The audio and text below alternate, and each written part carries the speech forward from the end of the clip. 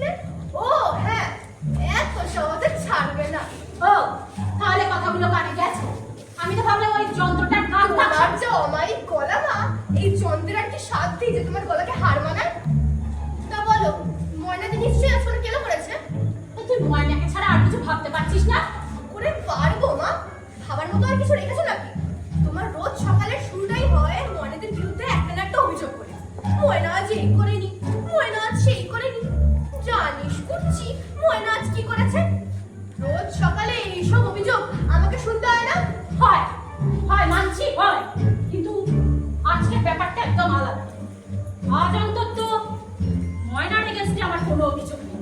যা চলে, সবাই বলে হাহারে রঙ্গিলা, এই যে দেখি জলে ভাসে শিলা, শুনলে দেখো নৌকা ভেসে ওঠে। এই আমি এখন ঠাট্টা করার মেজাজে নেই কুচ্ছি। ঠাট্টা না মা, কেসটা গোলমেলে রাখছে।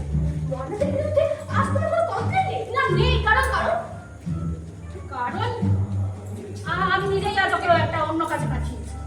ও তাই বলো, তা আজ সকালে ঘটনাটা কি শুনি? সেটাই তো বলতে চাইছি তখন থেকে। শুনছে নাকি? সারাক্ষণ শুধু ধেই ধেই করে নৃত্য করে বেড়াচ্ছ। বাড়ির খবর কিছু রাখার সময় আছে? বাজে কথা। গত ৩-৪ দিনের মধ্যে আমি কোনো নাচের প্রোগ্রাম করিনি। বলতে গেলে সারাদিন আমি বাড়িতেই ছিলাম। বাড়ির কাজ করেছি, ঘর গুছিয়েছি, এমনকি বাড়ির দুটো টয়লেট আমি পরিষ্কার করেছি।